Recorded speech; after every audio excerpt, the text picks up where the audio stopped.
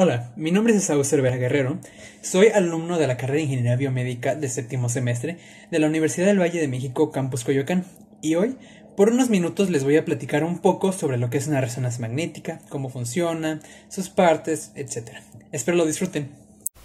Entonces, comencemos con el fundamento de la resonancia magnética. Antes que nada, es necesario que entendamos que alrededor del 67% de la masa corporal del cuerpo humano es agua. Por ende, el átomo más abundante que tenemos nosotros en los seres humanos es el hidrógeno. Ya sabiendo esto, podemos empezar a explicar cómo funciona la resonancia magnética, la cual está basada en el uso de un campo magnético generado por un electroimán. Este campo magnético es de gran intensidad, de alrededor de 1.5 a 3 teslas. Y el campo magnético siempre va dirigido en una dirección. Entonces, este campo magnético alinea los protones de los átomos de hidrógeno que tenemos en el cuerpo humano. Principalmente se alinea lo que es el eje de giro y lo alinea para que sea junto con el del campo magnético.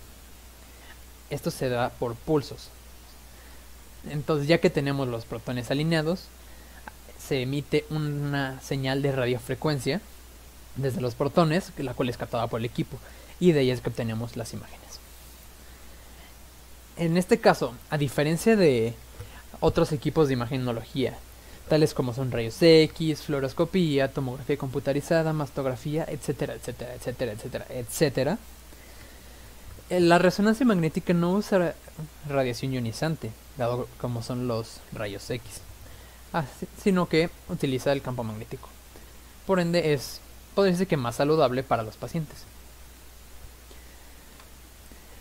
Al hacer una resonancia magnética se puede observar una imagen en dos secuencias diferentes. Se tiene básicamente de dos maneras diferentes: la relajación T1 y la relajación T2. La relajación T1 es el momento en el que se reanuda la alineación de los protones después de que ocurrió el pulso electromagnético. Después de que ocurre el pulso, al realinearse se produce una cantidad de energía, y este proceso o esta relajación es más corta que la relajación T2.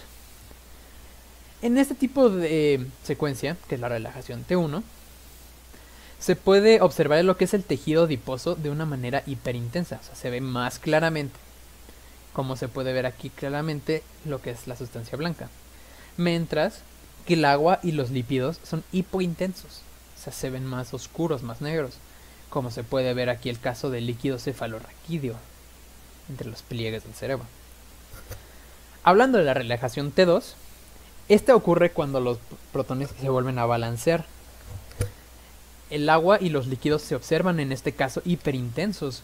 El líquido cefalorraquídeo se ve blanco, blanco, blanco.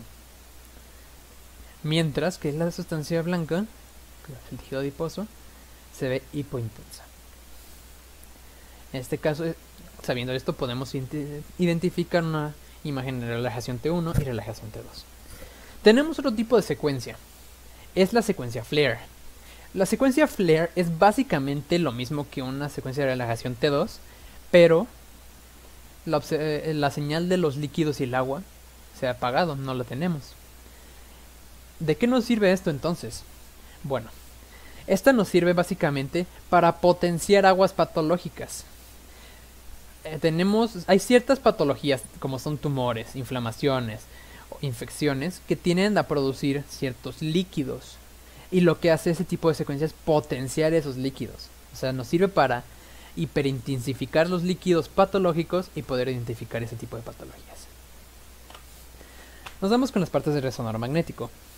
Tenemos para empezar claramente el paciente. Si no tenemos paciente no podemos hacer una resonancia magnética, claro está. Tenemos la camilla donde recostamos al paciente. Tenemos el imán, que es donde se produce el campo magnético, la bobina de gradientes, que es la encargada de ajustar la gradiente del campo electromagnético que queramos, dependiendo también de la dirección que queremos que tenga el campo electromagnético, la bobina de radiofrecuencia, que es la que capta las ondas de radiofrecuencia producidas por los protones, y el escáner, que es básicamente donde ocurre todo el proceso de codificación de la información para generar las imágenes. Se podría ir más a fondo en las partes del campo de la resonancia magnética y del resonador magnético, pero eso ya requeriría mucho más estudio, ya se requiere muchísima más información y no podemos abarcar en este video, así que será para el siguiente video. La resonancia magnética puede ser utilizada para detección de patologías alrededor de todo el cuerpo, principalmente en tejidos. Pero es la mejor o el mejor método de estudio para lo que son las lesiones del sistema nervioso central, tales como son diversas neuropatías, neuropatías diabéticas, tumores o cualquier cosa anormal que pueda ocurrir en el tejido cerebral. Aquí podemos ver una comparación. Esto es una tomografía del cráneo. Como se puede observar, el tejido cerebral apenas es distinguible en algunas pequeñas zonas o pliegos. Pero claramente, como es una tomografía, lo que es el hueso, el cráneo, se identifica perfectamente. Ahora vemos una resonancia magnética. Aquí se ve una gran diferencia. El tejido cerebral se distingue a la perfección. Cualquier pequeño daño o anormalidad que pueda tener el tejido, aquí la vamos a poder ver claramente. Entonces, ventajas y desventajas de la resonancia magnética. Ventajas. 1. La resonancia magnética no hace uso de radiación ionizante de ningún tipo, como mencionamos previamente. Hace uso de nuestro campo magnético, por lo que no es dañino para la salud del paciente. La resolución de las imágenes y la calidad de ellas son sobresalientes en comparación a una tomografía computarizada, rayos X, en especial si queremos ver tejidos y tejidos blandos. Y puede ser utilizada para la detección eficiente de lo que son patologías en diferentes tejidos, diferentes órganos o lesiones en el sistema nervioso central. Ninguna otra tipo de imagenología puede detectar este tipo de lesiones, tal como la resonancia magnética. Pero claro, como cualquier otro equipo, cualquier otro tipo de estudio, tiene sus desventajas. Son tiempos de estudios muy largos, tienden a ser de 30 o hasta 90 minutos. O sea, el paciente se puede llegar a desesperar. Si son pacientes que no, pues ahora sí, pacientes no pacientes, esto puede ser un problema. La resonancia magnética puede ser, o tiende a ser, en la gran mayoría de los casos, mucho más costosa que otros diferentes estudios de imagenología. Y lamentablemente no es usable en pacientes con implantes metálicos, tales como son marcapasos, un implante de rodilla, una prótesis, clavos por alguna fractura que pueden haber tenido. Así que antes de hacer una resonancia magnética es necesario saber si un paciente tiene o no de estos tipos de implantes.